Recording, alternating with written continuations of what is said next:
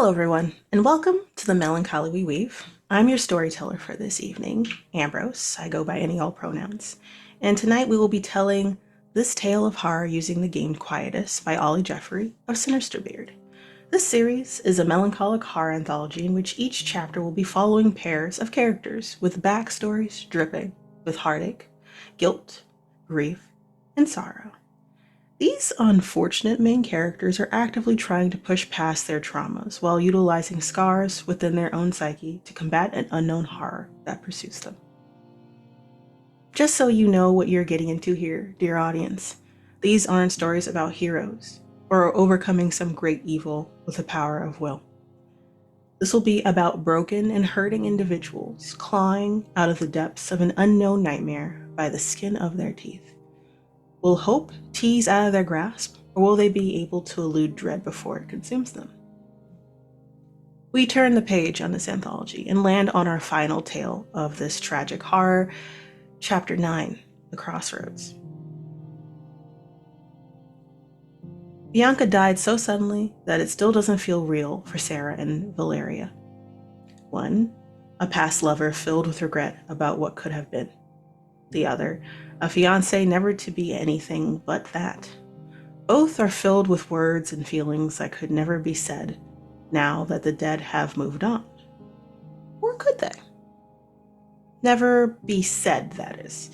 They are seemingly given a chance during a gathering in honor of Bianca to potentially get some closure. The spiritual, supernatural kind of closure, whatever that means. An old friend of Bianca and Valeria's, Rose Winston, approaches them with a proposition, leading them through some sort of ritual that will help several people before, that have helped several people before, to truly honor the dead and finally jumpstart the healing process for them. They are both convinced to do so. The sorrow is so overbearing that they are willing to try anything to stop these feelings of loss and anguish. But something isn't right. There is something unsettling about the whole thing, but like they said, they do anything to give Bianca a proper goodbye, to talk with her one more time, and finally give a proper send-off to the ghost in both of their heads. Let's hope nothing is lurking within the shadows of their sorrow to take advantage of their noble intentions. We hope so, right? We don't want that to happen. We want a proper send-off for certain. Yes? Yes. But let me introduce you all to these amazing main characters, y'all. We'll be starting with Candace. So, Candace, care to tell people who you are, your pronouns, your character and their pronouns, and a short sentence about the last time you saw Bianca? Yes, hello. My name is Candace, also known as Candace the Magnificent. My pronouns are they, she, and I am playing Sera Jessup, who uses she, they pronouns. The last time I saw Bianca, other than, I imagine would she have been cremated or had a viewing, do you think? Ooh, she would have had a viewing before the cremation. So I think that the last time I actually physically saw her was the viewing. But I think the last time that we actually saw each other and actually spent time, about a month before she died, I went to the city for an interview. I didn't really tell Oh, anybody that I was there for an interview, but I went for an interview. And I thought that we were going to kind of just be like ships passing in the night until last second she met me for coffee. wow. My heart already. So, Quinn, who are you? Care to introduce who you are, your pronouns, your character, their pronouns, and a short sentence about the last thing Bianca has said to you before she died? Oof. Yes. Hi. Hello. My name is Quinn. My pronouns are they, them, and today I will be playing Valeria Gomez, who uses they, or she, they pronouns. Been a long time since I said it in that order. The last time, the last thing Bianca said to me Before she died, yes. before she died, I think we had a fight Oh no. about we had a fight about the something inconsequential, the centerpieces. we could not agree on the centerpieces for the wedding. Mm-hmm. And I said, you know what? I'm late. We need to talk about this later. And later never came. Ooh. Oh, that hurts. My lord. I already know what my work has cut out for me already. This is fantastic. So, without further ado, let us continue.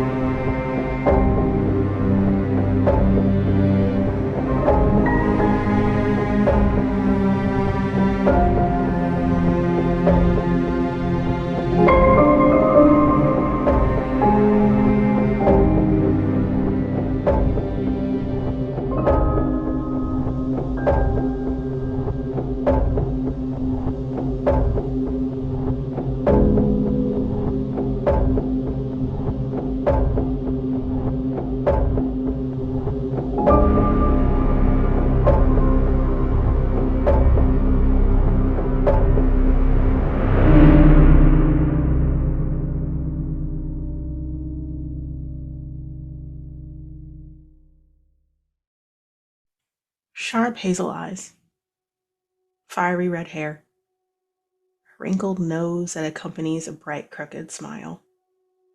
She stands, arms crossed over her chest as she wears her chef's uniform, crisp and white against the summer sun. The picture of Bianca stood in a picture frame, surrounded by candles and bouquets of lilies and white roses. Together, everything laid on the marble countertop of the bar within Modern, the restaurant that Bianca used to work at. The whole space, minimalistic with tones of industrialism for the vibe and decor, had been rented out for memorial in honor of her. The management staff, sous chef, and wait staff pitched the idea for everyone who wasn't able to attend the funeral. Her loss, as you know, happened so fast. The memorial was lovely. So many people loved Bianca. Everyone was respectful of everyone's space, and people seemed to bond over their love of her or their confusion of her absence. But to be honest, everything from the setup to the initial gathering to the speeches seemed like a blur. All you remember now is the drinks that are currently in your hands, the small plates at your table, and the reality of each other's company. You both gravitated towards each other because no one in this whole venue knew Bianca like you two did. Sera, what are you drinking? Sera is on her second or third old-fashioned. They kind of grimace as they take sips from it. They're a bartender by side hustle and feel like this is genuinely a little unbearable. And out of their pocket or like side satchel or whatever bag they're carrying, I feel like they take out like a little flask of something and pour it in, stir it around. Add a little extra, like maybe the whiskey's not hitting for this or the Hmm. bourbon's not hitting for this. You're like, Yeah, watered down. Not a fan. May like bump that up a terrible. little bit. Terrible. While you do that, you pull out your flask from your side satchel, pour it over. Let's say the camera swooshes around to look up at your face. What do you look like?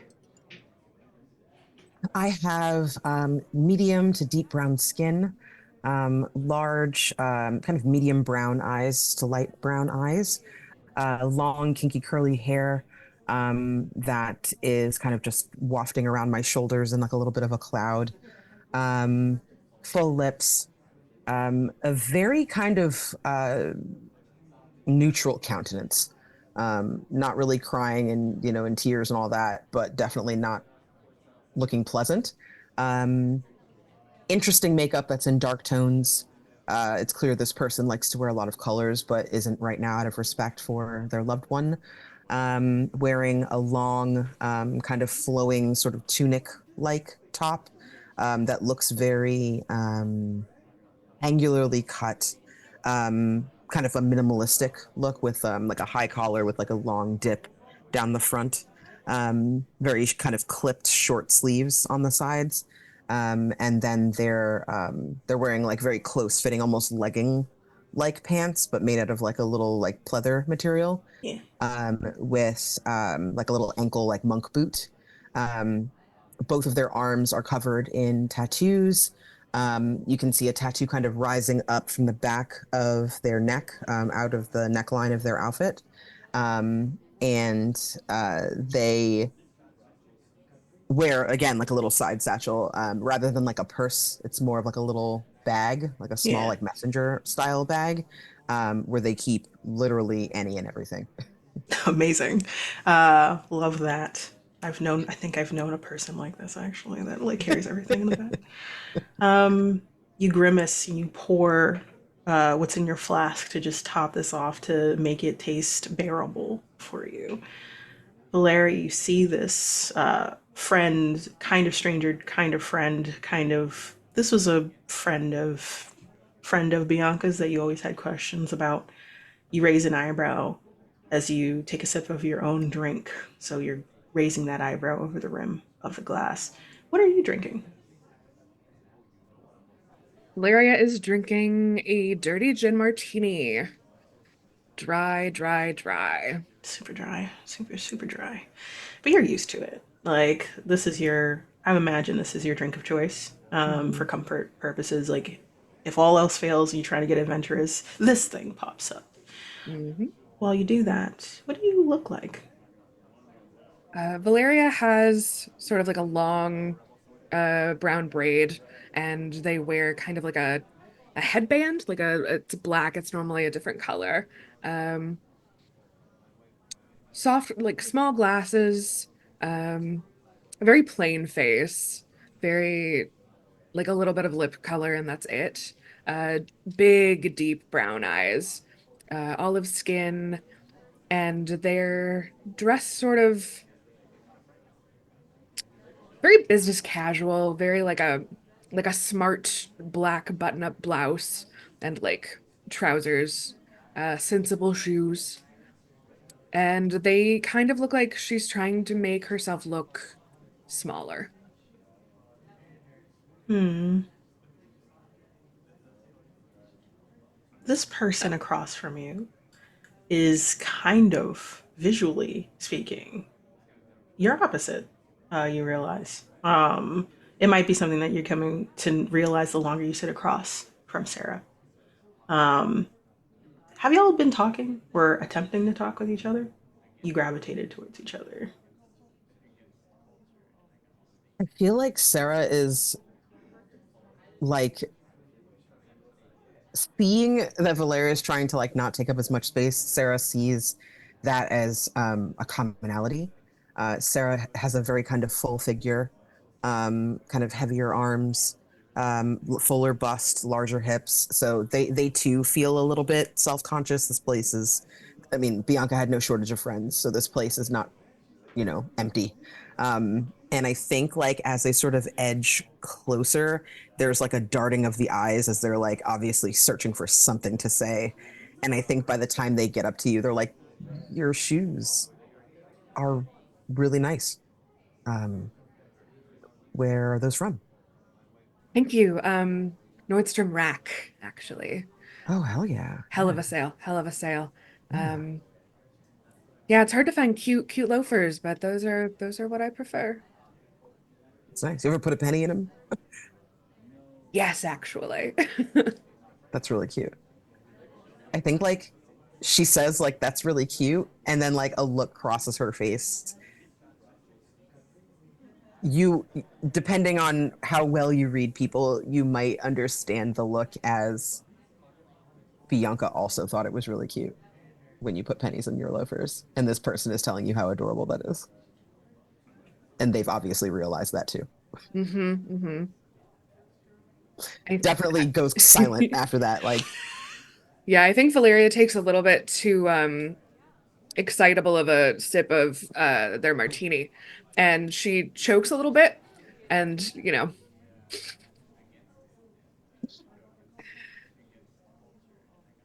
and you would notice also the large rock on her finger still. yeah, there's a lingering gaze at that like Sarah really tries not to stare, but like as they're trying to make conversation with you, you see like her eyes like look at you and then just slowly drift to your drink and then back. And then like a couple of seconds later might drift back to the drink. And then And I think Valeria is being polite and ignores it. Y'all stare at each other or don't. We're try to stare off and try to be pleasant for the situation that is happening currently. Naturally, your eyes gravitate towards the picture on the bar. As someone, the sous chef that you knew was sous chef to Bianca, uh, stands and knocks a glass to get people's attention and says like, "Hey everybody, I know we're just taking a moment with ourselves, but we have this place for like in about another hour or so. Just wanted to let you know if anyone wants to go somewhere else, there's a bar down the street that was another place that Bianca liked to go to.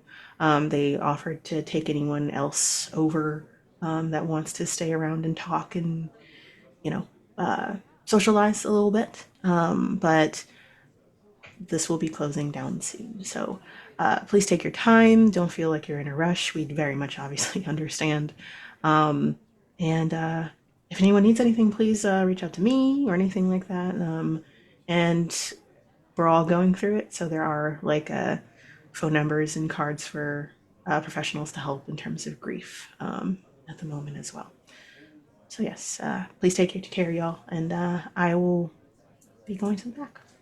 And you can tell that this person also is feeling it.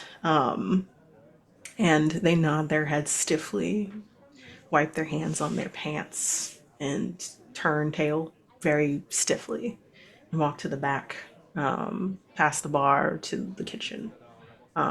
Some of the waitstaff follow them as well.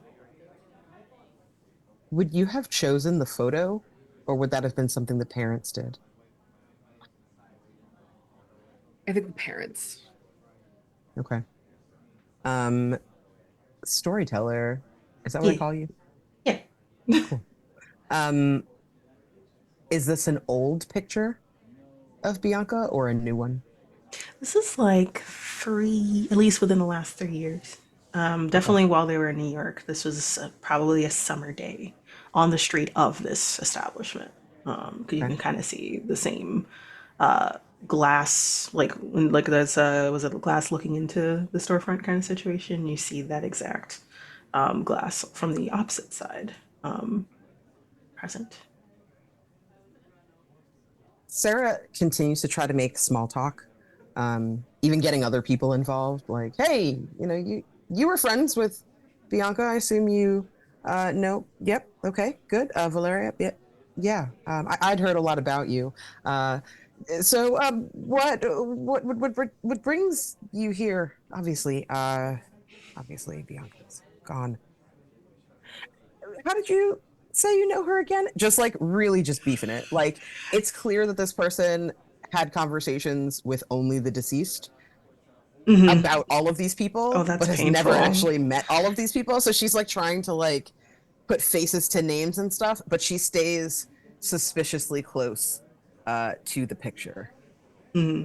and will not leave the area of the picture until enough people leave so that she can put it in her purse, in her satchel. uh, just for funsies. All right. So let's say like y'all had been either like sitting at a table or like at one of those standing bar tables. Y'all randomly sometimes split apart and you try to socialize with people and they give you either like a sad look of understanding because, like, oh, you might have just only known Bianca, and they do understand, and some people don't understand, and they're not nice about it, so they'll give you side eyes. These are people the further away from your life that you have with Bianca. So, like, they've only known each other from New York kind of situation. And you're walking through the crowd and trying to get closer to this picture. Can you roll for me? Yes. One dice, Yes, I please. can. Thank you. 4. Amazing. Going to with uneasy, it's you achieve a lesser version of your goal, or you can try. You don't know what's going on. You're just a little uneasy, probably because of the stuff that's happening. You're getting closer, and you accidentally shoulder check somebody as you're walking. They kind of like come out of nowhere. Like if you were passing someone and you were like making an adjustment for that person, this other person kind of weirdly comes out of nowhere, kind of out of your blind spot, and shoulder checks the other shoulder that you're trying to move with. And you're like, oh, I'm sorry. And you turn, and you haven't seen this person yet in the crowd before. You try to get a full view of their face, but you don't see one, it looks like. And just as you blink, you do see a face. It's like a gentleman with like blonde hair, blue eyes. Probably one of the staff, it looks like, because they're dressed as the wait staff. And they say, sorry, excuse me. And then they keep going. But for a moment, you're pretty certain you just saw flesh covering a face with no orifices or eyes or nose or mouth for like the split of seconds. Yeah, I pound the rest of that drink and pour the flask into the glass on my way over to the picture. That's valid and fair. Are you Mhm. actually trying to take this photo? Yeah, if nobody is looking, yeah. Like I assume that it's like an 8x10 size. Yeah, like Yeah. it's like one of those picture frames. Yeah, Um, I have a satchel. So, yes, absolutely like put the satchel on the table or whatever it's near. If it's near the bar, like I put the satchel on the bar and then yeah. like I open it and I just sort of like do one of these situations and keep looking around and keep looking around and keep looking around and then like lay it flat and keep looking around. Well, you Wait a got a moment. 4, which is like you achieve a lesser version of your goal. So it wasn't a full success, unfortunately. Yes, something creepy Okay. happened, but also So um, everybody sees me then. everyone, someone does. So like Okay, you're that's doing fine. the looking around, looking around. Okay, I'm gonna try to lay it flat. And as you put your hand up to like lay it flat, someone puts their hand on top of yours. Kind of came out of left field a little bit, and you turn stunned, and you see a woman a little shorter than you, has tan skin, really curly, uh, sandy blonde hair, uh, has green hazel eyes, essentially. She looks kind of, and she's very curvy but short. So she's like nearly, barely 5 foot. And she has like a nice, sad but like welcoming smile on her face as she looks up, and you get the vibe of like a pixie or like that kind of vibe. You see that she's walking on a cane that's like made out of wood, like kind of a branch that was whittled down to have like an organic shape a little bit. Flowy cardigan, is wearing darker colors for this occasion, but you get the vibe that they wear brighter colors, or at least like full bohemian like pattern style things. And she pats your hand. It's like, hi, you must be Sera, right? Yes. Hello. It's just fixing this. It had some dust on the top Totally of it. understand. And she like taps your hand as you do that. I understand. By the Only the way, best, you know. by the way, if you ever want this picture, like you can get it printed in the back. I believe some people have these pictures ready to go if you need. And all. Oh, yeah. Usually like a little Sorry. pamphlet size or like one of those little like wallet size things you could put in just for safekeeping. A mini version, a smaller version. Sure. Yeah. Mm-hmm. Her eyes twinkle How do you knowingly know up at who I you. Oh, how do I know? Oh, well, they talked about you a lot. Looks around and looks for a Valeria who's like not that far away, but like also being awkward with other people, I suppose. Yeah, Um, I think this entire time Valeria has been like coerced into awkward conversation with like someone who's a little too drunk. am? Oh Um, no. and who's like starting to get weepy and she's like trying to keep them like from, you know, causing a scene. so, so Sarah has left you. It seems like Sarah has left on a mission of sorts. You're not sure what that mission is, but you see that their eyes have gravitated towards the picture. You raise an eyebrow at this, and then someone comes over. There is a spill, like a very minor spill, but a spill nonetheless, of clear liquor on the bare top, the bar top. And this is an older gentleman, probably someone also in the chef business, not this restaurant, but is giving like Gordon Ramsay vibes a little bit. Is what you're getting the vibe of, but just not as angry or like serious in the face. Salt and pepper litter his hair, and he was like, "I'm so sorry for your loss. Thank you for saying that. Is there anything I could do, Val? Like, Valeria. And no, um, time will help. I hear that it does. Sometimes it just doesn't. So like I just want to let you know that like we're here. Like we're all family here. You know, so all you have to do is just like ask one of them like this pointing and trying to find a person that he knows and he like there, that guy, he has my number. I don't know where my phone is right now, but I got you no matter what, okay? That's so kind of you. And what was your name? I don't think we've actually met. Jeffrey. Jeffrey. Jeffrey. Yeah, Jeffrey Hey, King. Yeah, like I'm the Jeffrey restaurant across King. the street. Oh, yes, of We used to get course. drinks all the time, Oh, yeah. Yeah. She liked that. Drinks. Yeah. Um, Valeria, as you're trying to like keep this awkward conversation made more awkward by the fact that he's gone, um, uh, roll for me. As you're looking over his shoulder, you're looking for help from literally anybody. rolled a one. Amazing. So I get one dread from that. It's fine. Um, you don't succeed. Dread goes up by one, but nothing to worry about. Uneasy fail doesn't really do anything to you. It helps me. So you are looking everywhere at everybody, and you're trying to look for help or a familiar face. And in the crowd of people, there's like a few people talking, like groups of people that do know each other. Usually in the chef business, some people from your work that you've noticed, maybe one or two. And then you see like someone walking through, kind of like hustling and bustling, that you're not quite sure who it is. And they stop in the middle of this function. And you immediately realize that something's wrong because they don't have a face. You get a full frontal view of this person. They are dressed very similar to like a funeral director. Black suit, gloved hands, or an usher, either way.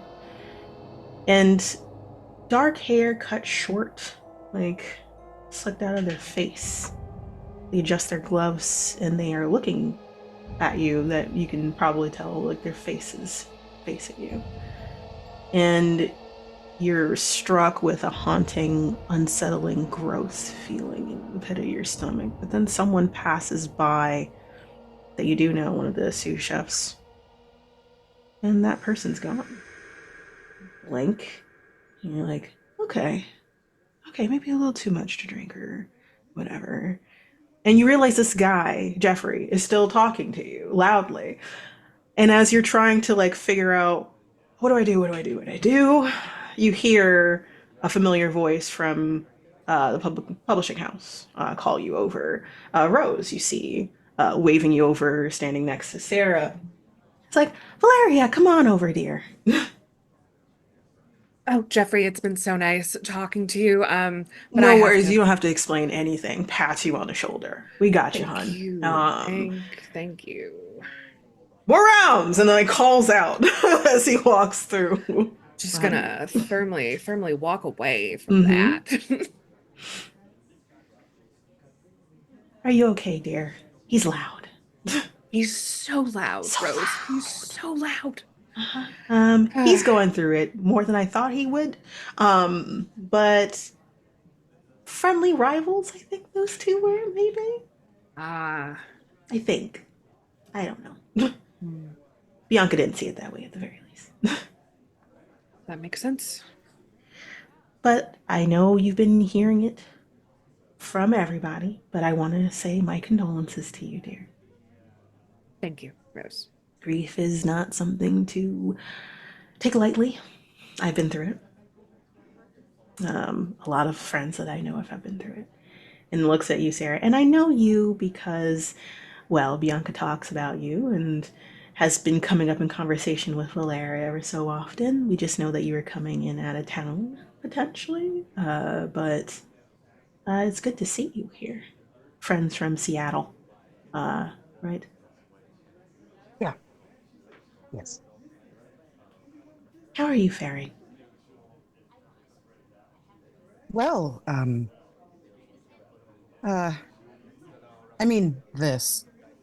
So Yeah, could be better. could be better. Um, are you in town now, or Well, are you like it's flying west to east? You know, like that's. lots of flights. Yes, lots of flights. Their face gets very closed at being asked about that, and they just sort of like nod knowingly. Lots of flights. I understand that. That must be hard on you. Like west to east coast, just over and over again can kind of. I know it messes with my sense of time. So Yes, Well, how do you deal when it's with worth it. Hmm? how do you deal with the time zones? Oh, the jet lag. Uh, Mhm. I tend to be a nocturnal creature, so to speak. So some nights I just kind of stay up all the way, and I get a jump on the morning when I fly from west to east. If it's east to west, then I kind of just go back into my thing. I just stay up for hours. I'm a big fan of falling into rabbit holes. I really like going down, find a playlist that someone made and check out all the songs, and then I get inspired, and then I'll write for a little while, and I'll play for a little while, and then the next thing I know, the sun is coming up. So, um, Oh, I a understand that for nocturnal sure. creature. hmm Yeah. Well, I wanted to talk with you, Valeria, but maybe this might be beneficial for the both of you, and you get a vibe of she's looking at both of you kind of through you a little bit, like she's figured you out. Very like you're used to it, Valeria. You're not, Sera. This is the first time you're meeting this woman. You're like, oh no, I'm struck. I have been seen. Is the vibe you're getting from this person? I think Sarah takes two steps back and looks at Valeria. I can leave you Oh, no, no, to your no. How conversation. about It this? is okay. I You listen don't. to what I have to say, and if it's not something that you're into, that's totally fine. But like I said, grief can hit us all in a different way. And I know that it can settle on us and change us in ways that we never thought could be possible. And I know that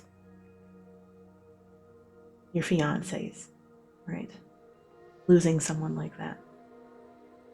And a dear friend that you've known since growing up. I'm assuming, I'm not sure how far back, but still a close friend that was talked of fondly. Yeah, absolutely.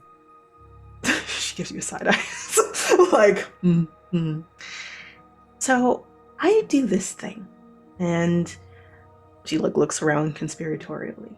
There's this thing that I do with people that are going through a grief cycle of sorts. It's a way to say goodbye to the people that we loved. And it's maybe a little new age in a way. It's a way to properly say goodbye. If you believe that sort of thing. Think of like, do you believe in ghosts, as it were? Oh, yeah, of course. Oh. Wasn't expecting that. Normally people kind of walk away at that point. How about you, Valeria? I haven't really given it much thought. It's I respect it, of course, and they kind of like put a hand out to you, Sarah.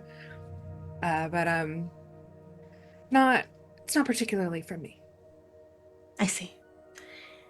So I have a proposition, and you can say no. Once in a while, I do this, it's called a seance, or like a journey of sorts for people to unburden their hearts a little bit, say goodbye to the people they care about, converse with them in a way. And hopefully it could help with healing. I've done it a few times, several times, actually. Once a month normally is how I do it. If that's something you're interested in. Yes. Whoa. Yes. Yeah, that'd be cool. I would like to try that. Interesting. I wasn't expecting such immediate for this. Granted, I don't know you that well, Sarah, but if you're down for that, then if you get to say goodbye properly, that's something that, if you believe that sort of thing, I can get that for you. We can try it. You would have laughed in my face, but yeah, yes, I would like that. Yes, yeah, I would like that as well. Oh, interesting. And she like smiles, like a very brilliant, very shining smile. So I have a few calls that I need to do this week. I have to do some travel a little bit. I'm going to Chicago. I have to meet with our sister branch, with Miss Stephanie Harrington over there. Yes. So I'm going to be meeting with her for a day or two, and then I'll be making my way back. Time zones. It's only like one, but still. But I'll be back in a week, and we'll be running it with a few other people. Normally I do it in groups. And hopefully you'll come back either changed or unbelieving. That's totally understandable too. We'll be meeting, and then she takes out a piece of paper, like a notepad, pen, scribbles on it. Does it twice for both of you. Gives you two separate papers and gives you a location.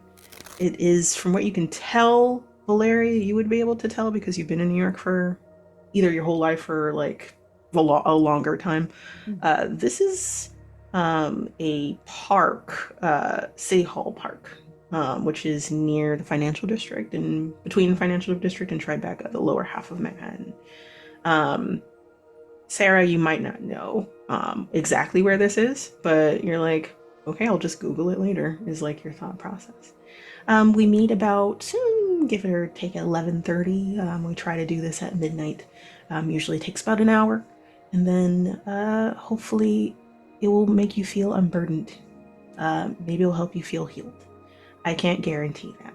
But if you come with an open heart, then we'll take off from there.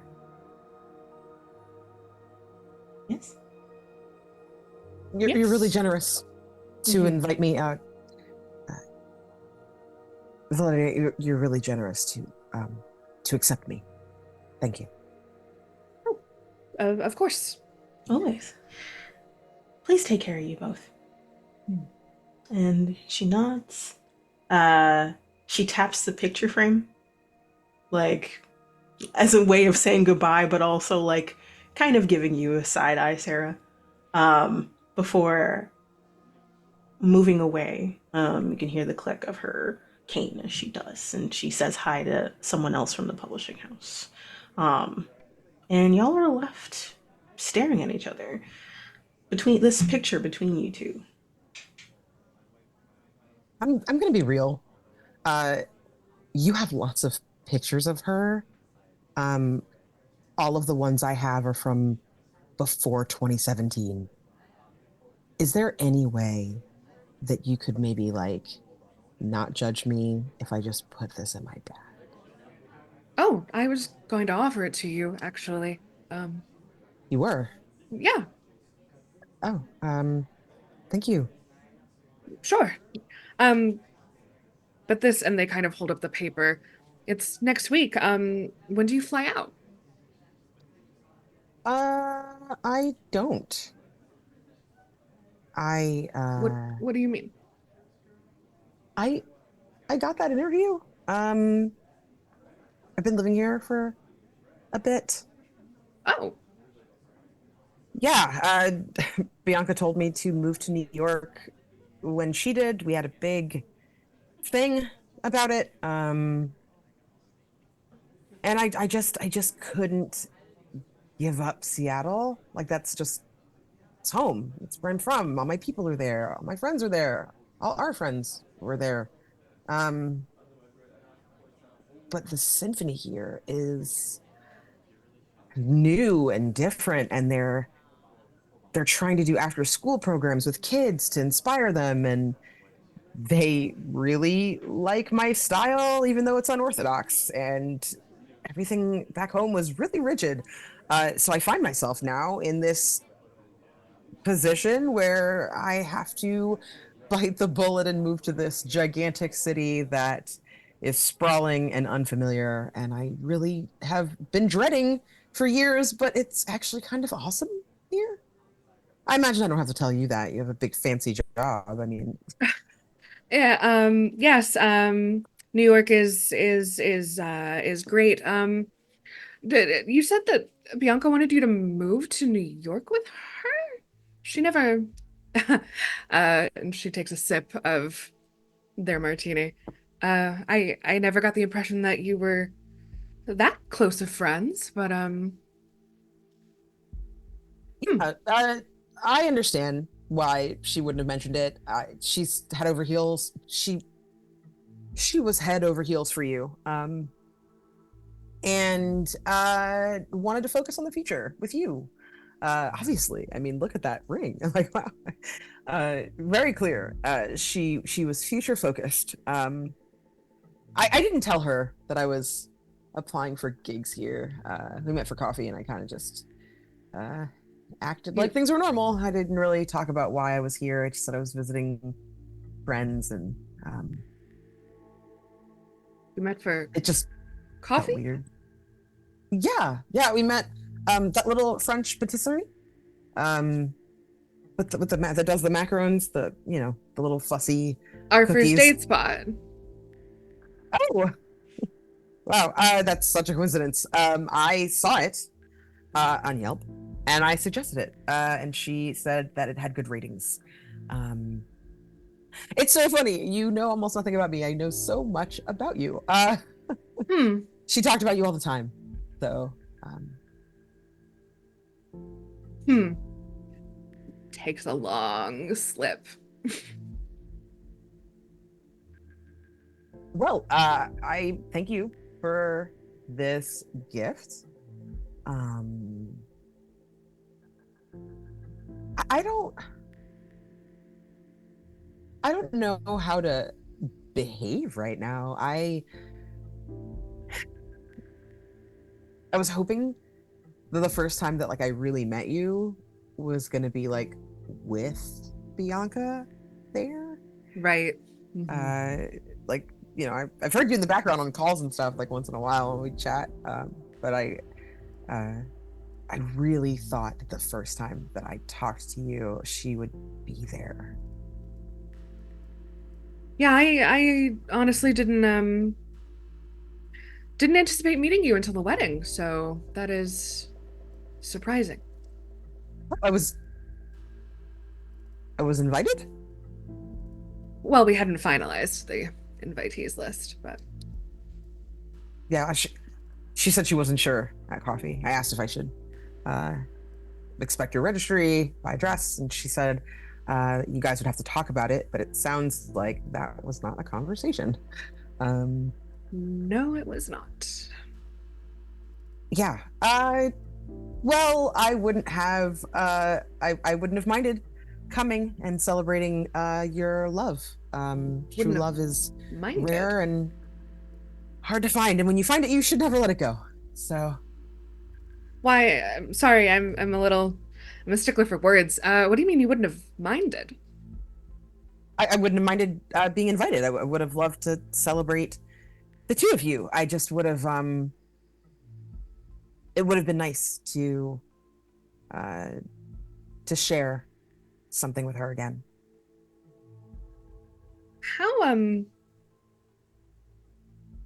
How how close of friends were you exactly? And just as you ask that question, and there's this haunting feeling in your chest, Sarah. Uh, Valeria, you get a message on your phone, Hmm. um, and you think like, oh, maybe someone texted me from work, maybe like someone's checking in on me. It's a notification from your home security system,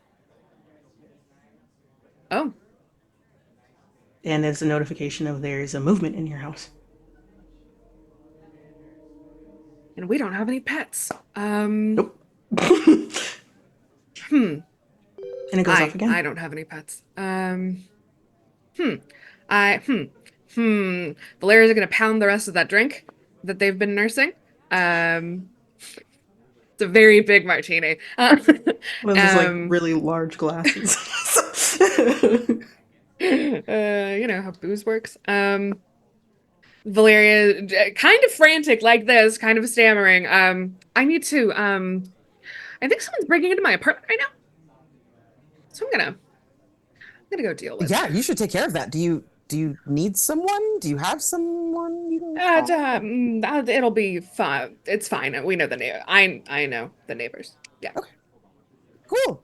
Uh, I'll see you at the thing then. The Yeah. Yes. Hmm. Okay. This was really nice.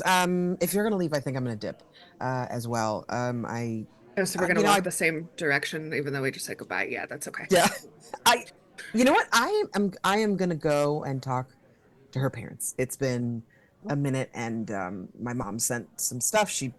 There's some flowers here for my folks, from my mom's. Oh, You oh, know what? that's so Please lovely. That's so lovely. let me know if you Um, need anything. Here's my card. th takes it. Please call me if you Yep. need anything. Okay. Yes. Yes. And it just goes. You take the card, you look at it, and you're like, this is weird. But also, you look at your phone. That's weird. You get another notification that like there's movement in your house. It's not a glitch of some sort, like or anything like that. And you're trying to remember as you're moving, like did I leave the window open, like kind of situation, like there's a fire escape nearby maybe, and maybe I left the window open and someone entered there, but the alarm didn't go off. So Mhm. like it wasn't like the front door opened or like a window opened. You're thinking and you're traveling, and Sarah, as Valeria leaves, you're just kind of like, oh my god. You're realizing a couple of things of like some stuff might not have been communicated. Um, and you're like, oh, I feel weird about these interactions, and now I'm going to see this person in a week. But you take the photo and you have it in your hands, and you're happy that you have it before you put it in your side satchel of sorts.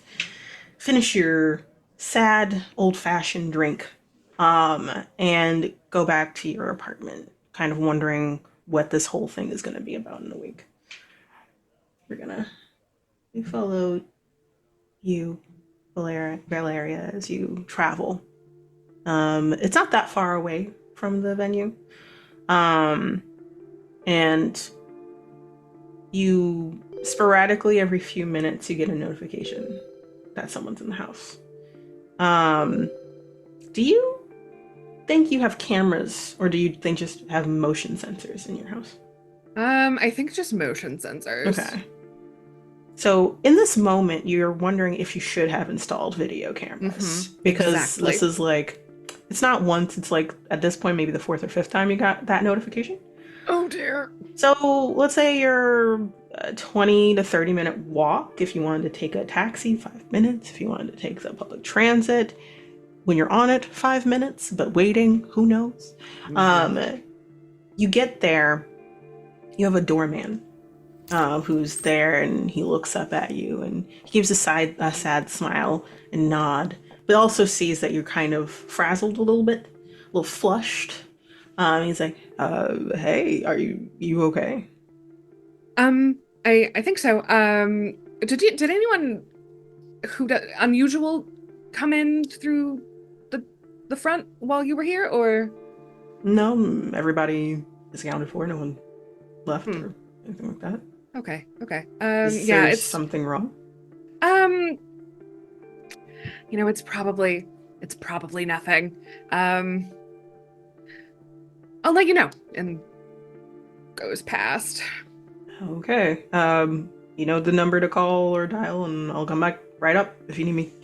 Yes. Cool. Remind me of the number, please. He like laughs, nods, and like tells you the number for the front desk. And he's like, all right. You go to the front and you go to the elevator, and you're like nervous about, okay, what's going on? You're hoping it's just a glitch, especially if no one was seen going up.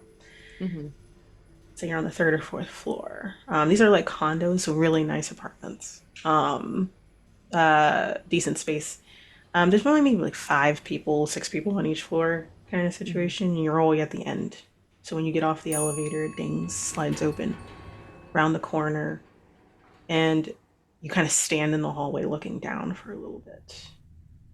Nothing ominous or anything. It's just your hallway. Like the lights are fine. Like there's a warm glow. Every few feet there's a light against the wall kind of situation. Looks clean and clear. And you slowly walk down the hallway, listening out for something, anything. Footsteps, things being rustled around in your apartment. No, you don't hear that. All the way up until you get to the front door, you don't hear anything. You just sit there and wait as you slowly pull out your key. Nothing. And you get a notification on your phone again. Movement in your apartment. You don't hear movement in your apartment. Must be a glitch. Has to be. Roll for me.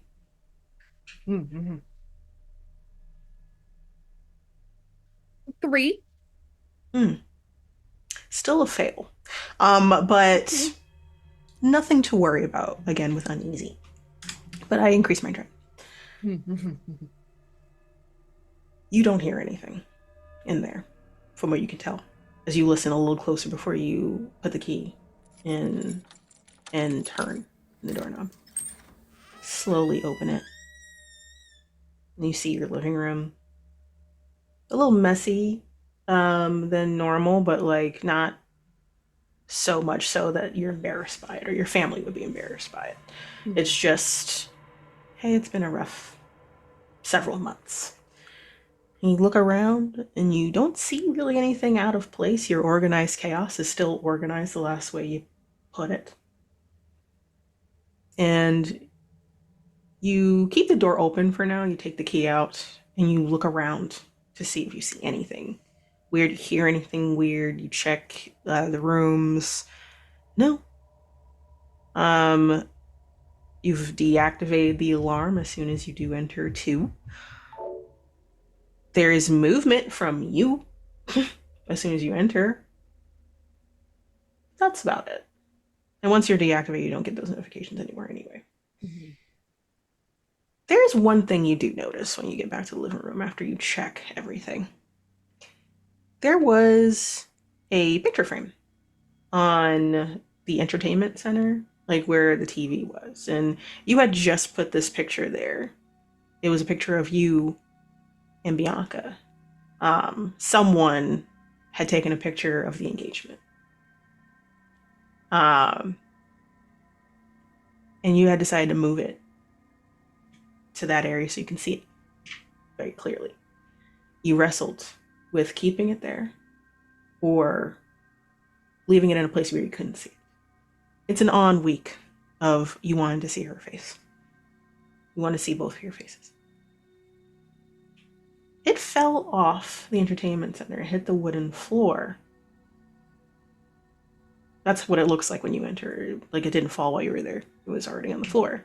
Mm-hmm. You can see like little shards of glass underneath it. So it fell and shattered.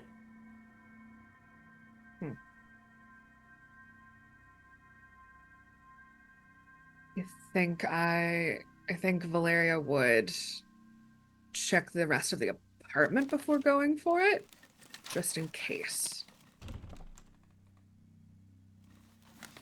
Doing like the keys between the fingers. Oh yeah, of course. Very New Yorker, very dead ass. So you do that.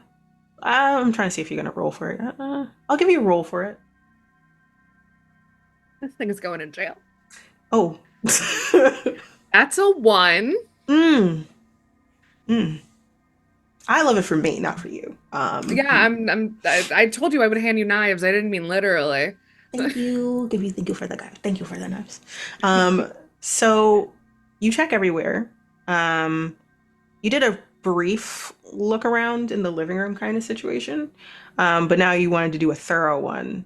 You're listening out to see if there's another presence. And just as you get to like, let's say there's this is like a loft situation. Your bedroom's on like a loft up like a set of stairs. You go to that area. You do hear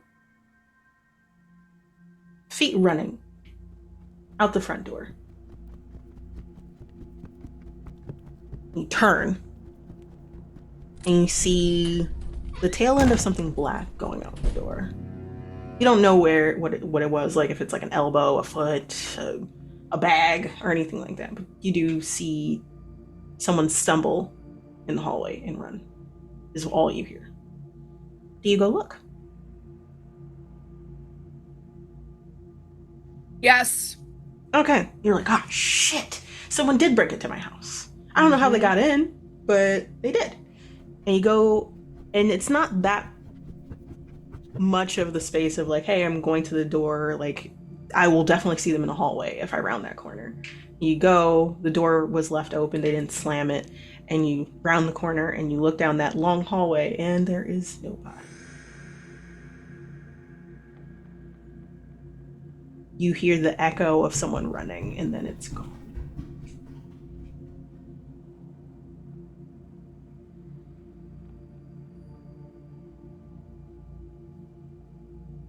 Cool. Mm-hmm. Cool. Yeah. Normal. Extremely. That's the wind. That's just the wind. All of that. Valeria points at the hallway. That was the wind. And then you close the door behind you. Feeling weird. You see that picture on the floor. And you feel the compulsion to pick it up and fix it kind of situation. Mm-hmm. And when you lift it, something's wrong. It's very obvious there's something wrong. It's the picture that you know, that moment of the ring on your finger, you're both smiling. You're both wearing very lovely outfits. Cloudy, like partially cloudy, but sunny day. Bianca's face is scribbled out.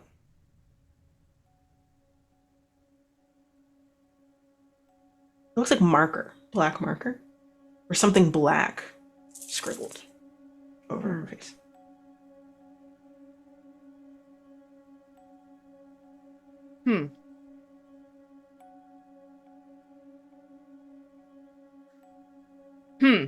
Uh, hmm. Hmm. Hmm. Hmm. Hmm. I think Valeria will take that over to like the kitchen island. They're just gonna open a bottle of wine that's in the fridge. You just look at that picture. And you're like, someone was in my house. That was maybe not the wind. Wind doesn't scribble. You take off a chilled glass of white wine. Yeah. And you stare at that picture. And you're wondering if you should do something about it. You just get maybe get reprinted. This is a weird day. Mm-hmm. Weird day.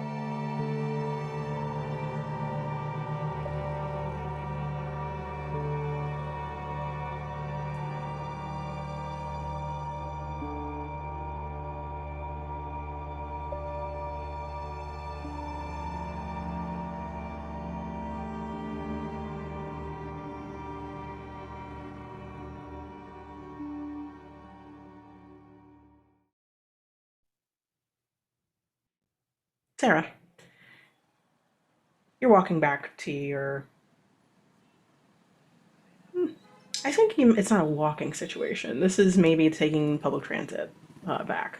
Um, you are not in a convenient location to be in this area. It may be several neighborhoods away, but like, like you didn't have to live here to be near your work, for instance, like Bianca had to. So you're traveling down into the subway. And for the time of night, you expected there to be more people. It's New York, the city that never sleeps. This is the first time you've walked down. You went through the turnstile. You don't see anybody but the operator. That's in one of the. It's one of those like booths that you can get top off if you want to, or ask for directions. It's the only person you see. You're like, okay, weird. Maybe everyone's downstairs. Then you get past the turnstiles, go down the stairs to your side of the platform where you need to go uptown a little bit. And you realize, no one's here. No one's on the platform with you as you finally have your boot hit the final step on that platform. You look around, and you can see the platform across from you. There's like your platform going uptown, the other platform going downtown. You're like, okay, weird. Maybe everyone left. I mean, the train just left. You weren't paying attention to that in terms of announcements. But that's the only way that makes sense. And you hear, as you're waiting, let's say a few minutes, a cracking of glass in your bag.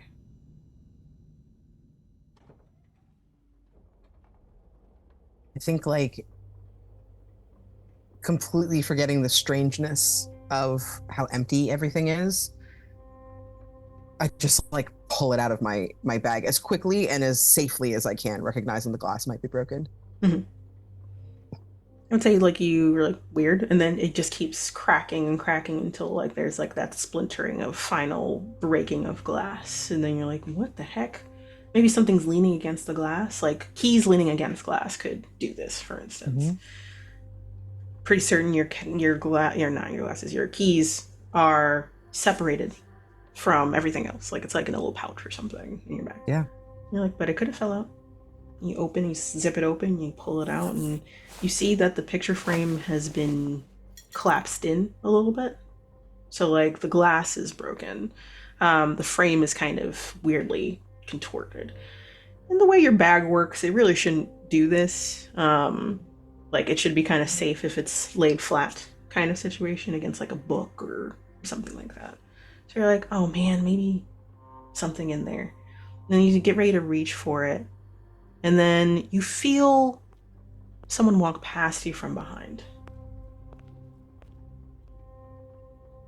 I think I don't even turn. I need to check on this picture. Mm-hmm. Oh, more people are coming onto the platform. That makes sense. I'm right near the stairwell. And you check on this picture and you pull it out.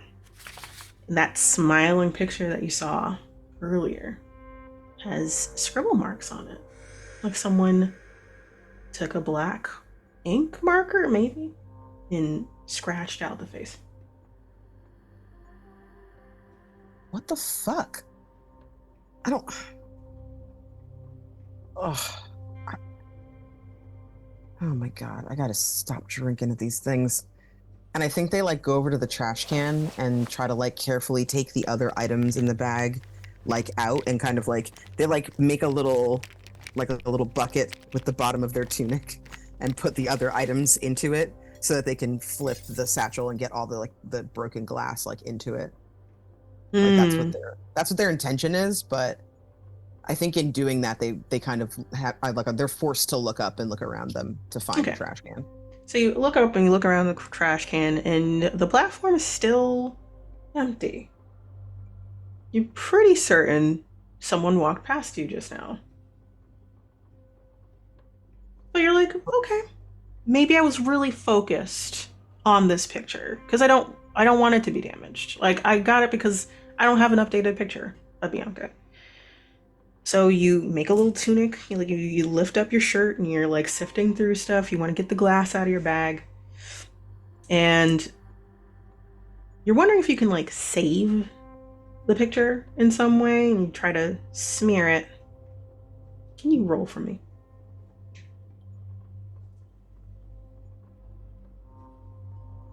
Two. Okay. All right.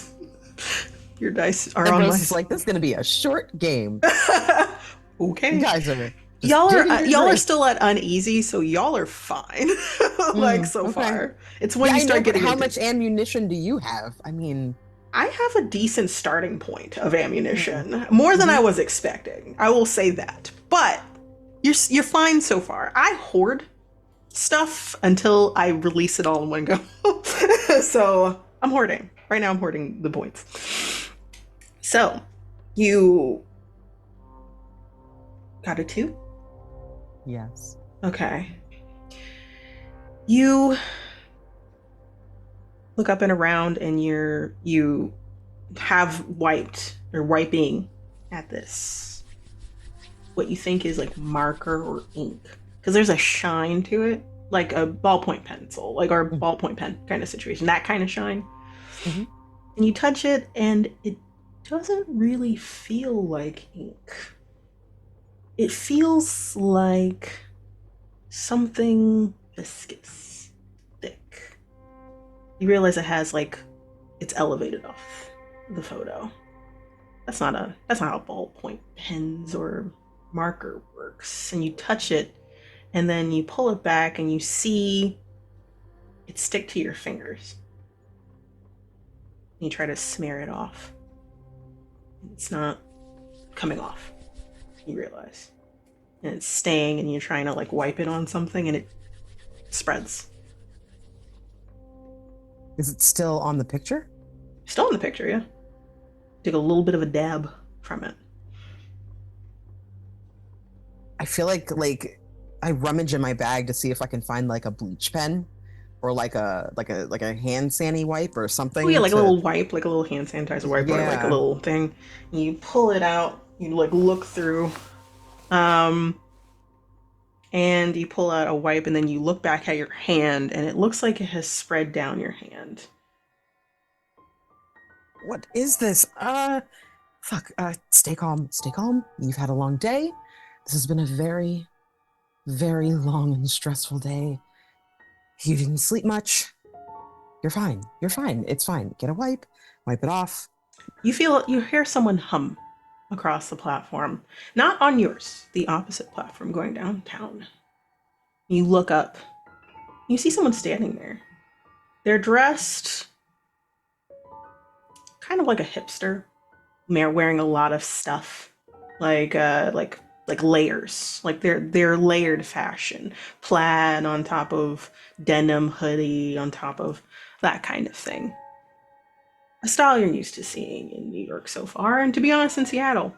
But the main difference here is they don't have a face. And they can only be staring at you. What do you want? I'm going to take 2 dread and give you a small consequence.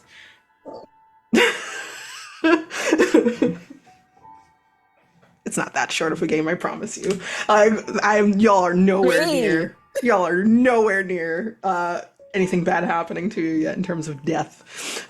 So you hear the cracking of their neck as they crack and crack and crack as they look at you, and then you didn't realize there was no announcement of a train passing. A train suddenly passes by. And it's fast. It's faster than it should be. You hear the squealing and the sparking of the subway. As it passes by, it's like it took less than a minute, like less than 30 seconds to pass by. When it passes by, you see 3 more people, random people, New Yorker style, someone dressed as a businessman, someone dressed in sweaters on sweaters on sweaters, someone dressed like they're going to a rave. All of them don't have faces. They're just standing and staring at you, and then they crack their neck and they side look at you with unseeing eyes, no orifices. And then another. More. Another train passes. More. And you look down at your hand and it's growing and spreading. You close your eyes, you're like, this isn't happening, this isn't happening. It could be that shitty whiskey. It could just be that shitty whiskey. And you look up, no one's on the platform. You don't hear any more screeching of the wheels, electricity on the railing. You hear nothing. You look down at your hands and it's clear.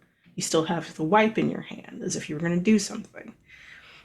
The picture still has a scribble over the face, but it doesn't look like that weird viscous solution over the face. It just looks like a marker.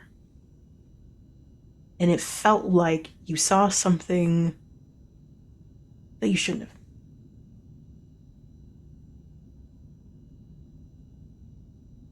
I raise my hands to my face and touch to make sure that I have a face. You feel your nose and your eyes, and you can see. You kind of experimentally like talk. You're like, kind of situation. Or something that like, I can use words, like as you say it to the space, and as you say that, someone does come down the stairs and looks at you weird. Like, yeah, you can use words. I mean, thanks. Yeah.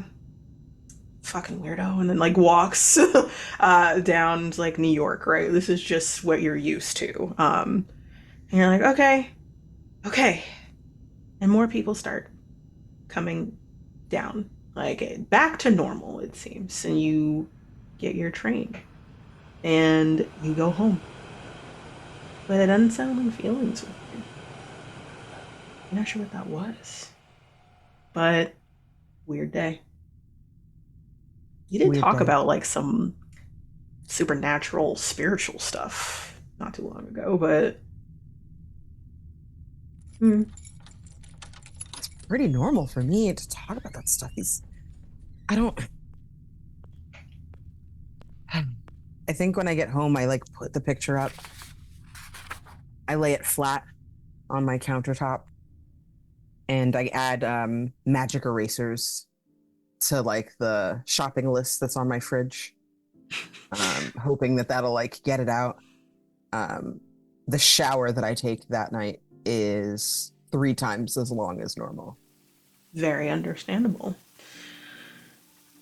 So you put on your refrigerator the to-do list to buy from the store list, magic erasers. The passage of time happens and you cross it out, as well as put other things on that list. Milk, maybe oat milk, eggs. You make a to-do list of things you need to get done this week. In terms of you, Valeria, you're trying to busy yourself with work. And still thinking about this what you need to do. And you are given like a message of sorts from Rose. You know, Rose has traveled to Chicago and will be there for a little bit, but like isn't going to be there long. Like it is still a week out, but she will definitely be back before even this happens. And she sends a message of the things that you're going to need if you're still participating. First of all, checks if you're still participating. And it says like, hey, I'm going to need a couple of things. Going to need this for the ritual we're doing. And then gives you a list of things. Something from the past and the present of this person. Need to bring an item of theirs that meant a lot to you. Something that could tether, is what she says. I don't have Sarah's number. I'm not sure if you have it. If possible, can you pass this on to her? And I think at first Valeria doesn't remember the card because of the everything of that night. And then when they're talking a little bit, they go, ah, yes. And then they find it. And they will pass everything on to Sarah. Sarah thanks you. Sends a similar message to you, Sarah, of past and present, and an item of that reminds you of this person that meant a lot to you. It has to be something with deep ties. And y'all do your search of your apartments and you think, what is that item that you want to bring with you? Sarah, what do you decide to bring?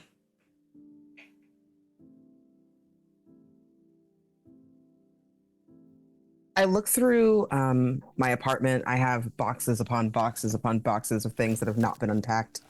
And there's one box that has like really cute duct tape all over it, like tie-dye rainbow duct tape. It says "Keep Out" written in kind of a scrawly font, obviously just handwritten. And I kind of open that up first to try there. And inside, I see a couple of jewel cases, mixed CDs, and two of them are from Bianca. One of them is the first one that she ever gave me, but one of them is the last one. Mm-hmm. And I grabbed the one that's the last one she ever gave me. A lot of the songs on there are songs like from throughout the time that we've known each other. And like the first one has like a very hideous looking childish scrawl, lots of really stupid illustrations and like inside joke references and things like that. The second one has hearts. It has our names written in a really beautiful font, like a really beautiful handwriting style. There's a message inside that's overtly romantic. Our names written out like with little birds flying around them like a little ribbon banner and stuff. Like it's clear that a lot of care went into making this. And I think I stare at it for a few minutes. I put it on, and when it's over, I kind of put it back in the jewel case, close it, and put it in my bag. Roll for me.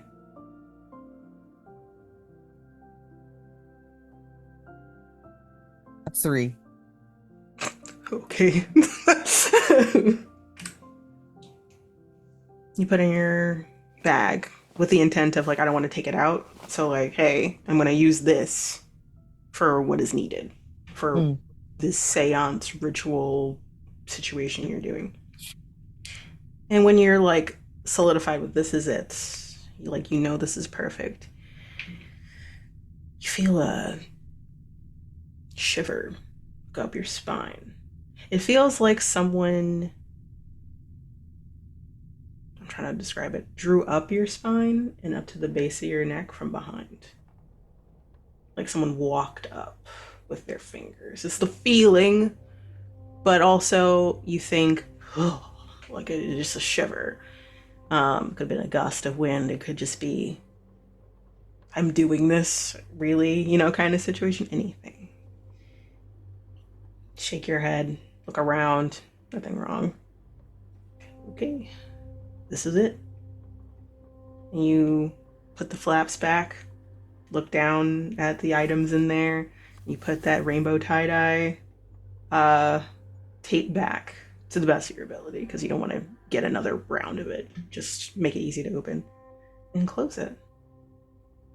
Valeria, what are you gonna bring? What do you feel like you're gonna bring for this? Something that ties well for you.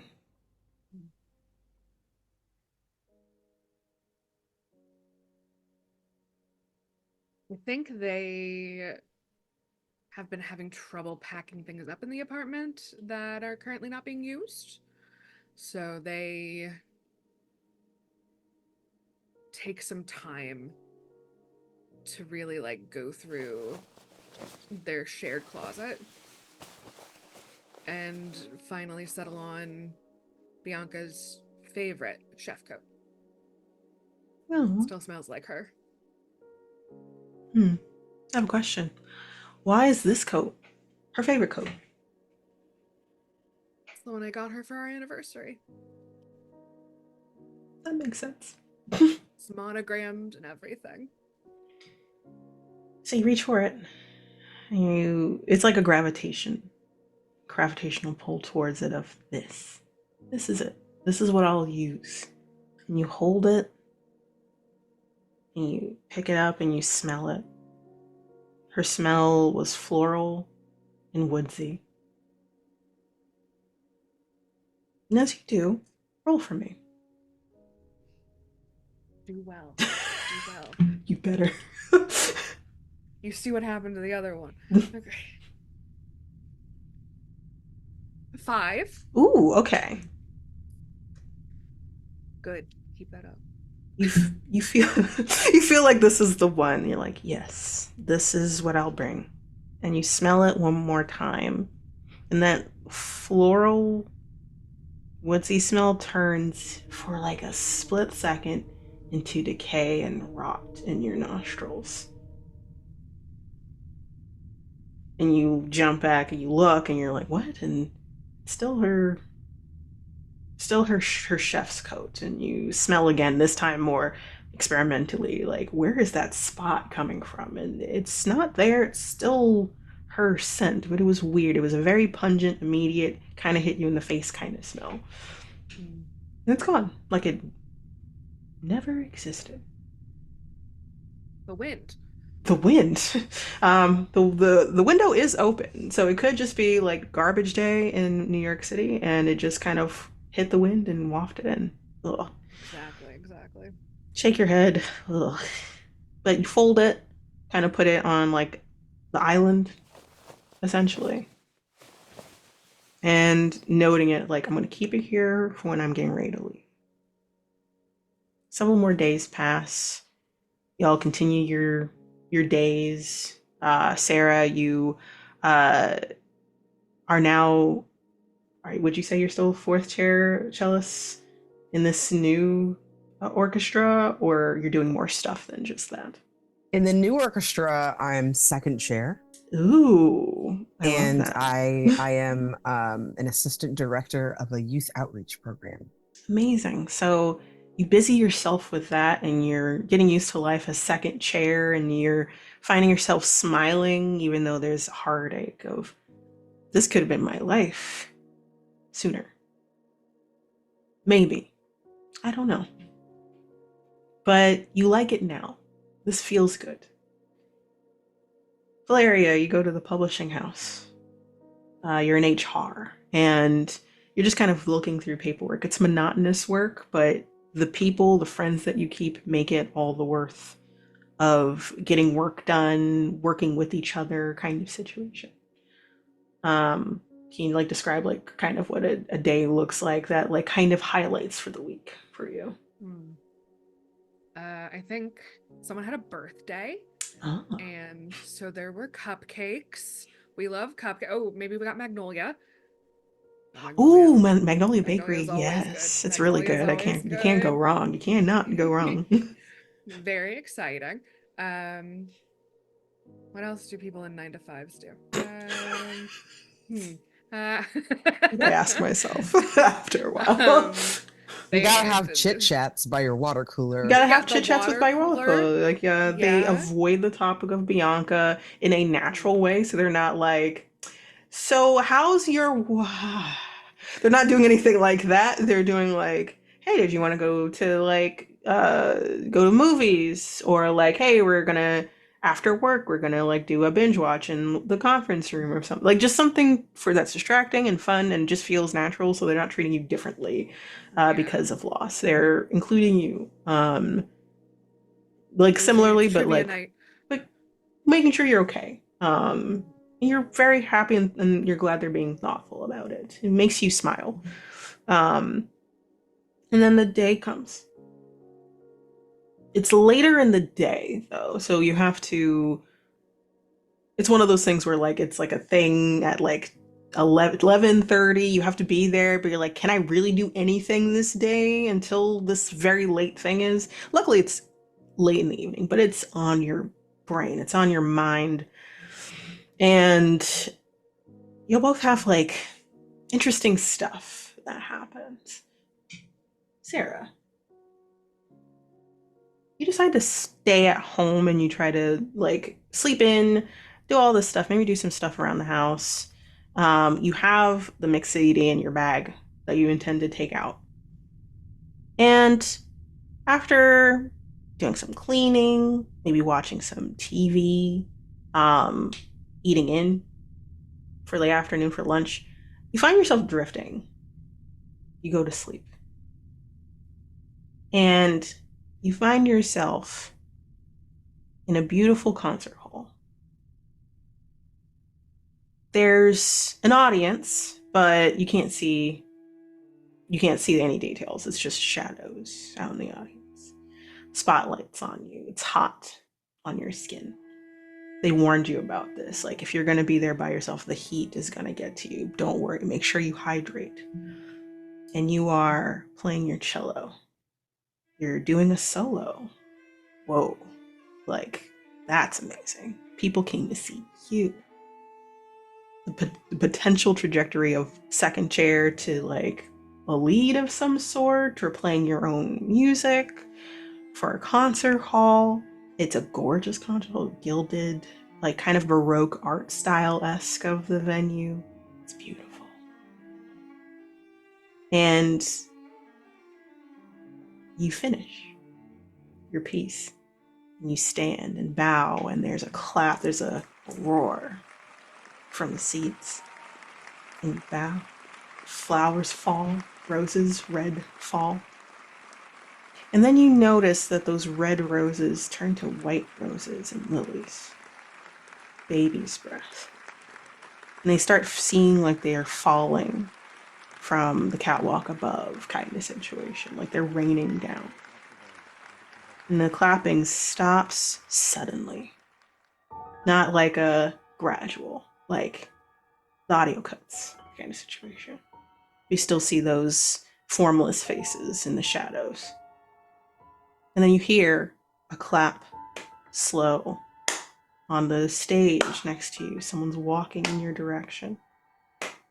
You smell floral woodsy scent linger and come to you, wafting like a promise of sorts. You turn your head and you see the feet first. You see this beautiful form of a familiar figure, red hair, clapping hands, nice outfit, dress, heels.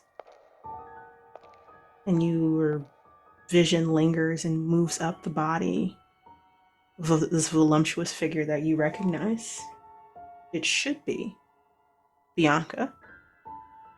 No face. And the clapping keeps going. And the flowers, white petals, keep falling. And then it's like all you can see is the white flowers as it keeps clapping. And with each clap, it gets closer. It didn't walk towards you. It just appears a few feet closer, closer, closer. And then it's right in your face. Then you wake up. You hear the sound of Gordon Ramsay on your television, head like set, screaming at someone. What are you? It's like a stupid sandwich is what you see. You're like, oh wow, what the fuck? Oh, how are you feeling? Not good. No. I would imagine no. Yeah, there's a moment where I think I just sit up in bed straight up, look at the TV, look at the windows, look at the room, like have a check-in with myself just to be like, be present. Maybe you're present You're here. here. This is You're real. Mhm. More face touching. And I think like I turn the volume on the TV up and just like not taking my eyes off the screen because that's something that I can kind of ground myself with and hold on to. I think like a hand just like goes out to one side on the nightstand and like reaches for like a vape pen, a bowl, literally anything to medicate because clearly this day has gotten on top of me in a way that I did not see coming. And I think like as like I bring it to my lips, I try to like lean back into the pillows and just like bring the covers like up around so that like only my face is really visible. Like I'm like in like a little like comfort fort. And I like check the time just to see how much longer I have before I have to leave and really get myself together. It's like 8:30, so you still have time. Like you're like, wow, I've literally relaxed and done everything. I had a nightmare and everything, and I still have to wait. Fuck, kind of situation. But you still have time. Um, you can either take another nap or you can get something to eat for dinner before you go out, kind of situation. There will be Or no nap. there will be no nap. I am not doing that again. Absolutely not. No, there's going to um, be 30 to 45 minutes more of watching this show. And then when the heebie-jeebies get to me enough for me to just be too antsy to stay there, I think it's going to be like dinner for one at a comfort food restaurant. oh, that sounds about right for everything that just happened. Shove broccoli mac and cheese in my face until I'm stuffed. Amazing. I love that. So you have those plans, dinner for one, before you try probably somewhere nearby that you can get to. We're like, oh, it's not that far away by public transit, or I can walk either way. Mm-hmm. Valeria, you are looking at the chef's coat laying on your island. It is close to time, and you're drumming your fingers as you're like, you're not entirely sure if you still want to do this because like you are the least believing of the other side, as it were. Out of the you and Sarah, you suppose. You don't know Sarah that well, but you're like, they were down to do this or try this. And I'm like, I don't know, maybe I'll do it. But anything to help this lingering ache in your heart and your soul, the what ifs from coming into your mind. Stop thinking about her face, her presence, what could have been. Anything would be better than being alone and then being alone with those thoughts.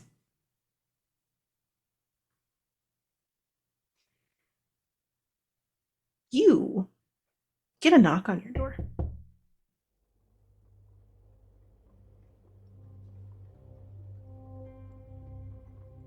Valeria would go and look through the peephole. There's someone standing there. It looks like a courier of some sort, like someone dressed, and they're looking away from the viewfinder. They are holding what looks like flowers in their hand. Weird.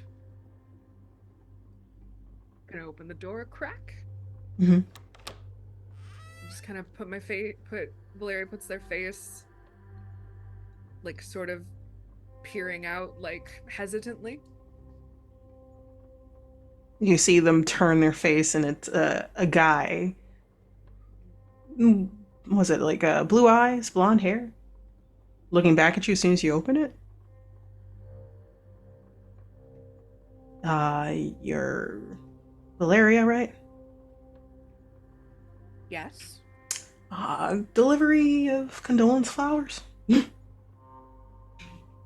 Yes, thank you. And they just kind of like shove the door open and go to take it.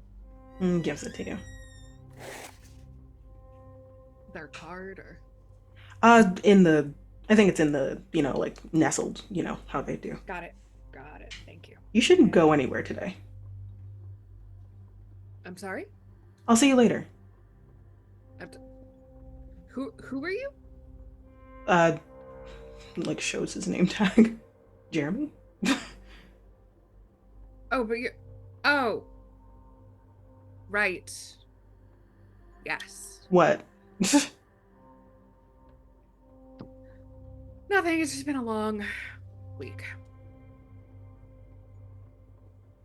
I would ask for tip, but you know, condolences, right? I don't like if you're okay, take care of yourself.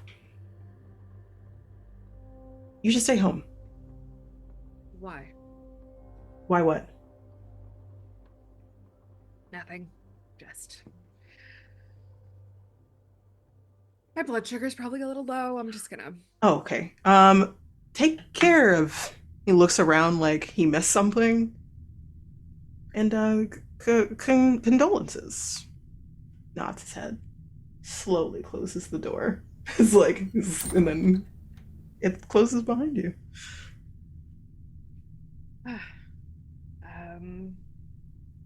Gonna look for the card. You look, and you try to see if there's a card in there, and like you see like a piece of paper. Just a piece of paper. It looks like it's turned in, so like maybe it's on the other side. You pull it up and you flip it, and then there's a black squiggle in the center of it.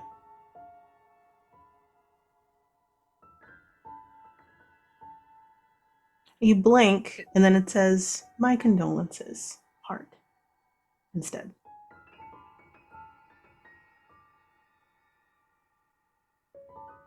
Does it say who it's from? Nope. Or...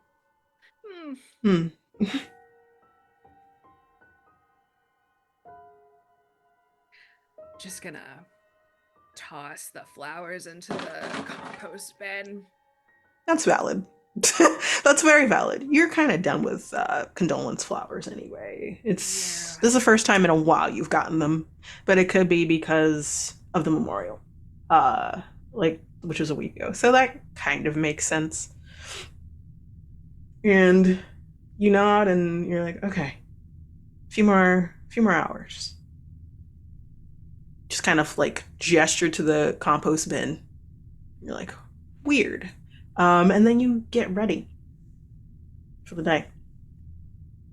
I would say that just based off of how this lined up, it seems that for you, Sera, you are on time. You try to be on time. You're literally like, hey, it's only 30 minutes away. If I leave 30 minutes before, I have an extra 15 minutes to be there. I want to be there on time, early, or around the time everyone else gets there, I suppose. But for some reason, everything is kind of delayed.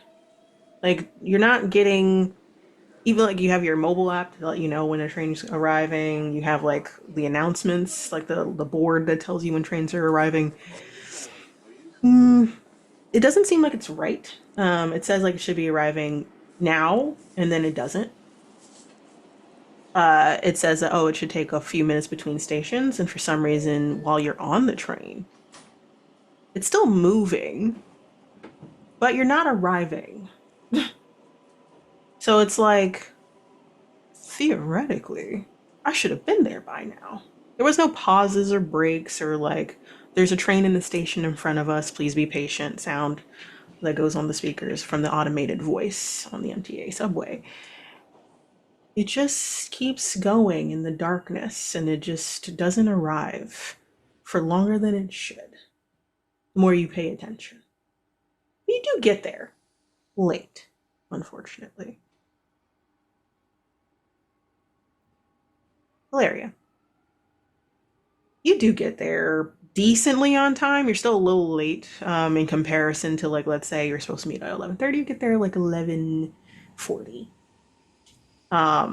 You arrive, and there you see your friend Rose, and there's 3 people. Well, let's say 2 people right now that have arrived. You see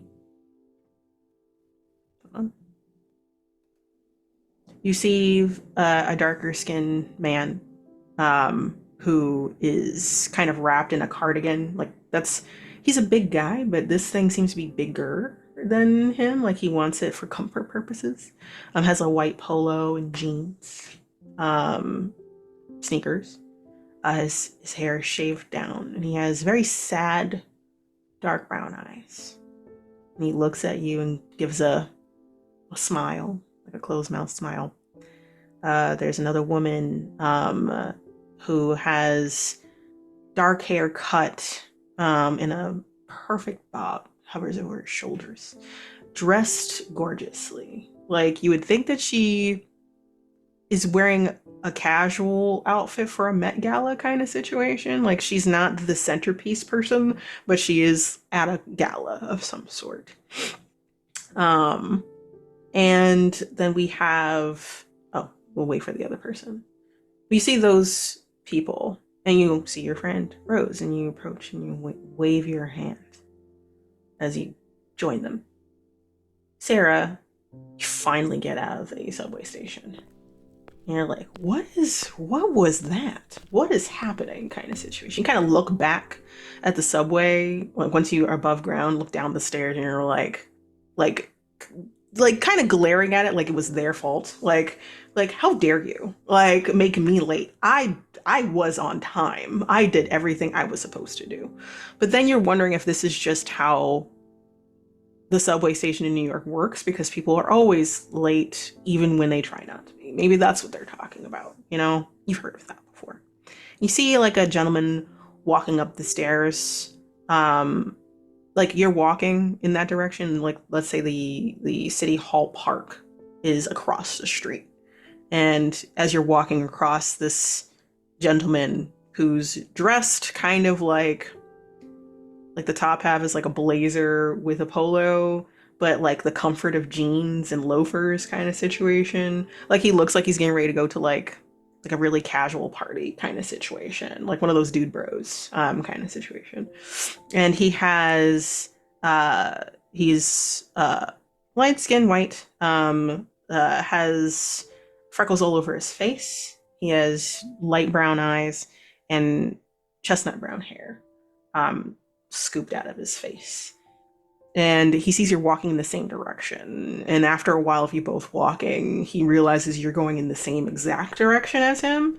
And he like points at you. And he's like, "Are you doing the thing?" Uh, what? The like looks around and sees like, oh, less people going in this direction. Are you doing the the woo woo thing? Like talking to the other side thing, the ghost shit. Communing with a loved one? Yeah, communing with a love. You got it. It was like, yeah, communing with a loved one. That thing. Yes. Okay. Okay. Yeah. Did you lose someone as well? Yeah. Yeah. I think like at first Sera has a very like, what the fuck do you want face? Very Um, understandable. but like when he says, yeah, that he lost someone, I think like they soften.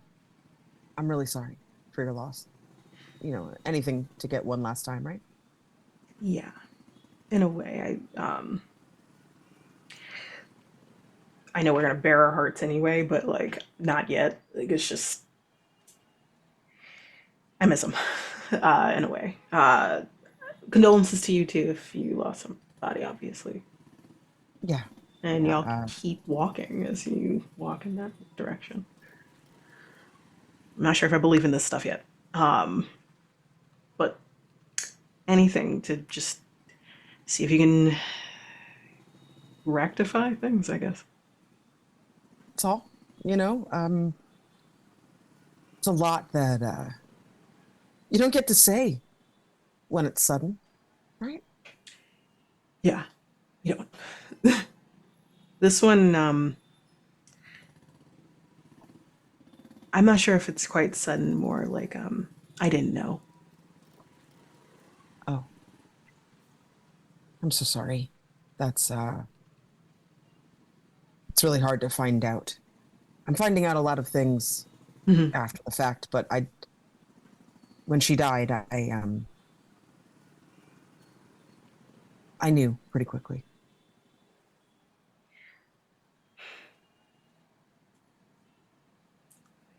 We should go. And he kind of keeps walking, but doesn't like completely leave you in the dust. Like just kind of like, hey, I don't even want to look at you right now, or else I might cry, is the vibe you're getting.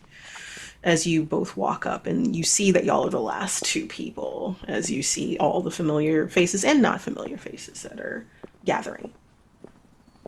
And you see Rose smile, and y'all are standing in front of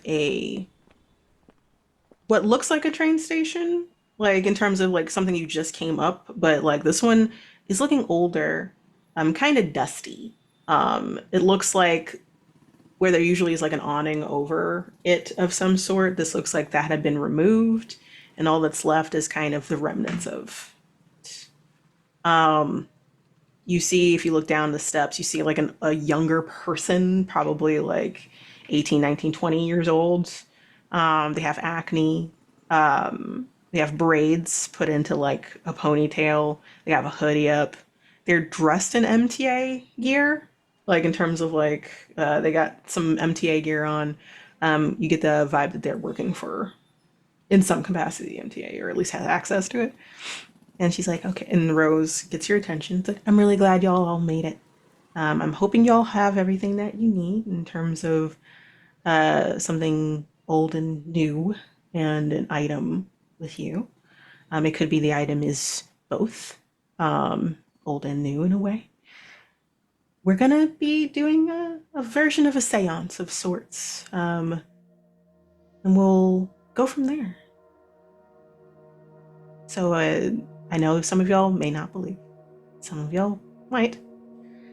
All I can hope for is that you get something out of this that helps, as it has helped me. And she says that very earnestly. It calms you all.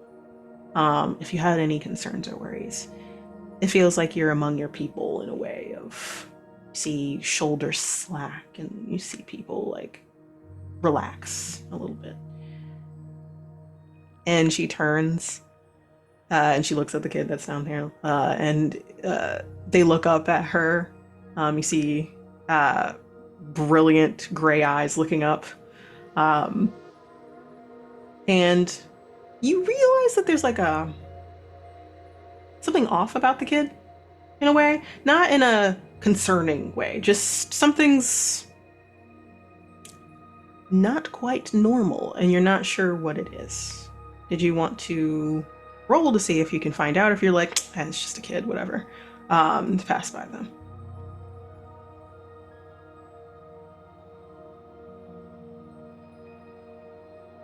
Roll for it.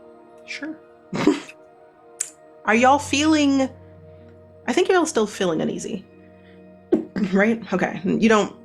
Y'all are relaxed now. If you were tense from all the buildup up until now, you are now like, oh, this woman has made me feel better. So yeah, roll 1 dice, please. That is a 6. Amazing. So yeah, are you rolling, Sarah, or no? You're just like, it's just a kid. I did roll.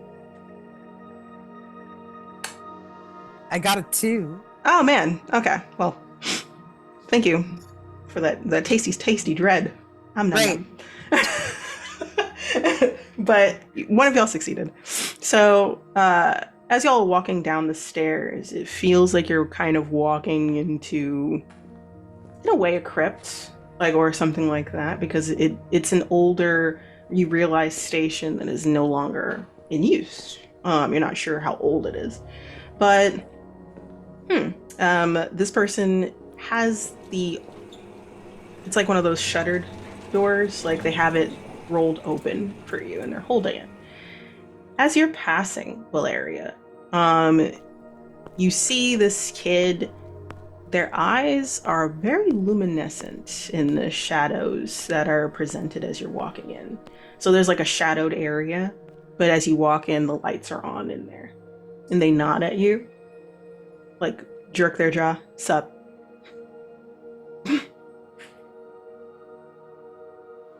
They just kind of try to get past. They nod, they're like, I get it, kind of situation. And as you pass by Sarah, you look at their face and their eyes look just kind of normal. Like they're just gray eyes. Gorgeous, kind of. But for some reason or another, you can't really register their face very well. Like it's there. You're like, if you were to look away from this person and someone said like, hey, you got a really good look at this kid. What do they look like? You can't remember. You can't remember the details of their hair. You can't remember the structure of their face, jaw, nose, lips, mouth, how tall they are, how short they are, what color their hair was.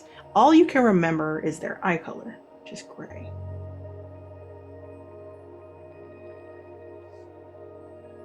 You look back and they're looking at you like, hey, deuces. Yeah, I feel like there's an inappropriate amount of staring that happens Very much before she like shakes herself out of it. Very similar vibe to the shock that she had experienced waking up from that dream, that nightmare. They give you a weird look, like, okay, onward. I gotta close it behind y'all. I'll check back in as everyone walks in. I'll check back in like usually like 12 or 1 o'clock. Well, you're going in at 12. 1 o'clock. Make sure everything's good. Let you out. Like, Rose nods. Thank you, Winston. And that's what I'm here for. Closes it down. And y'all are left staring at that shadowed area where the door closed before you turn and you see lights on. And you see the start of a station. And left with a bit of an eerie vibe, but it's okay for now, of like, what are we getting ourselves into? What's next? Rose claps her hands. All right, shall we begin? And just as y'all walk in, we're gonna take a break, everybody. So, take a moment, get some water, tea, whatever your choice of beverages, and come back soon. Don't go anywhere.